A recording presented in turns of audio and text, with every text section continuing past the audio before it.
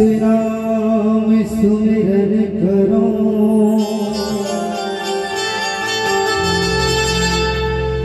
गुरु हृदय धर के ध्यान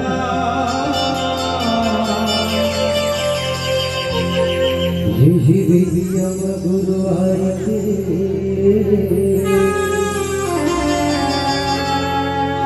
मोर कंठ महो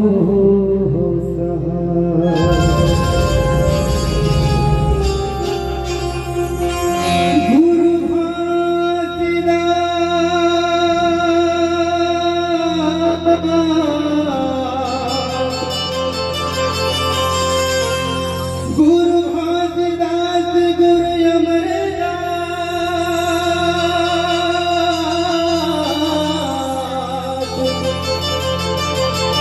गुरु बालक दास प्रणाम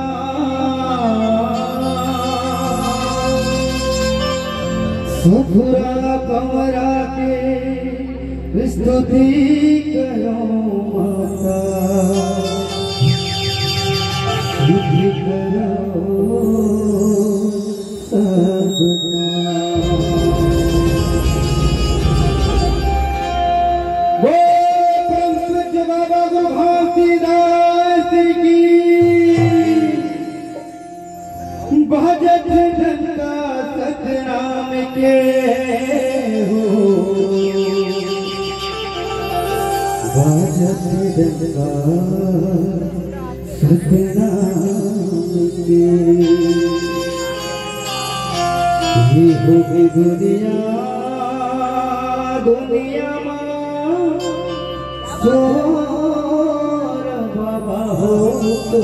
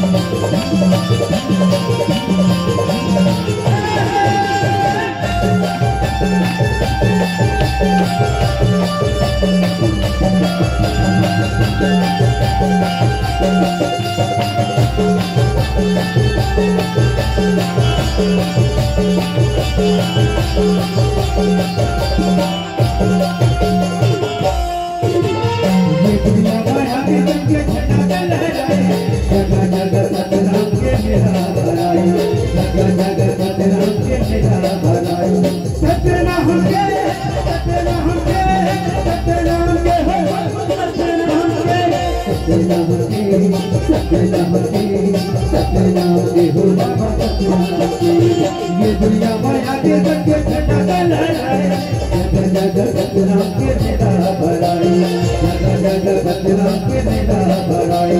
ये ज्ञानी ये भगत के ज्ञान बताए, सबके हृदय हृदय सबके जोड़ा जाए, सबके हृदय हृदय सबके जोड़ा जाए। मानत है गुरु बोला जाने के, मानत है बाबा बोला जाने के, मानत है गुरु बोला जाने के, मानत है गुरु बोला जाने के।